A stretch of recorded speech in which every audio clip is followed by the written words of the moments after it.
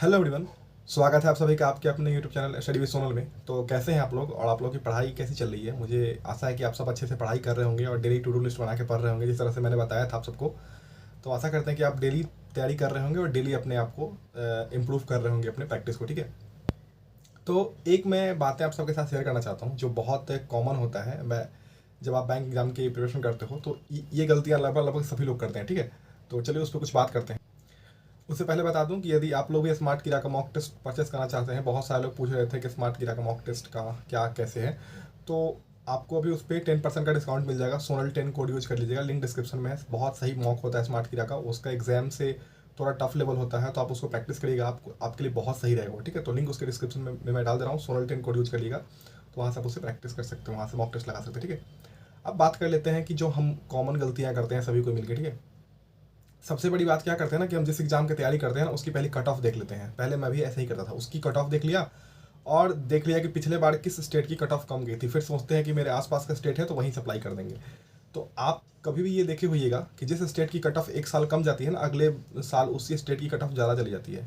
तो उससे क्या होता है पता है, जो चीज़ आप देख रहे हैं ना वही हो सकता है कि 2 लाख बंदा और देख रहा होगा उसी सेम चीज़ को। जैसे आप सोच सोच रहे हो कि वहाँ कट ऑफ कम गई थी, हो सकता है 2 लाख लोग और वो देखें कि वहाँ की कट ऑफ कम गई थी। तो उससे क्या होता है पता है, वहाँ पे कंपटीशन ज़्यादा बढ़ जाता है, वहाँ पे बच्चे ज़्यादा पहुँच जाते हैं जहाँ से आप अप्लाई करना चाहते हो।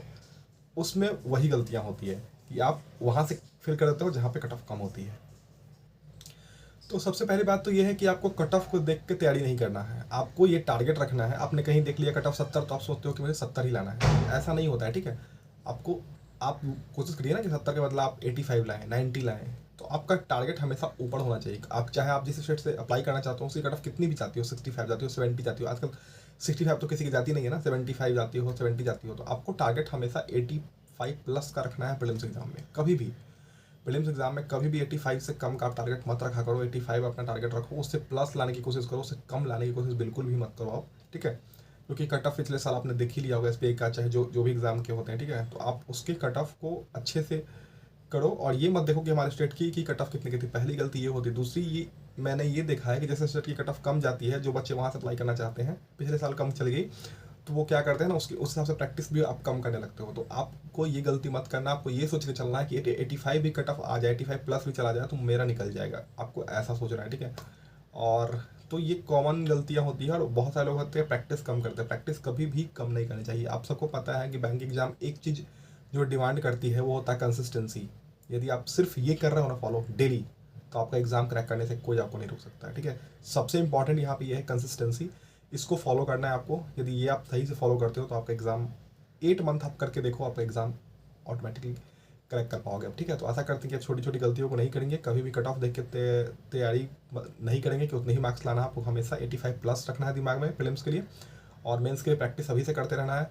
बाकी जिनका ICCPO और RBI ग्रेड बी का एग्ज़ाम फॉर्म भरे और जिनका एडमिट कार्ड आ गया है ग्रेड बी का, तो वो सब एग्ज़ाम भी दीजिए। और बाकी जो लोग नहीं SBI के लिए फोकस्ड हैं या RRB के लिए फोकस हैं, तो वो लोग अपना तैयारी करते रहिए। ठीक है, मिलते हैं जल्दी नए वीडियो से। Bye, take care, all the very best.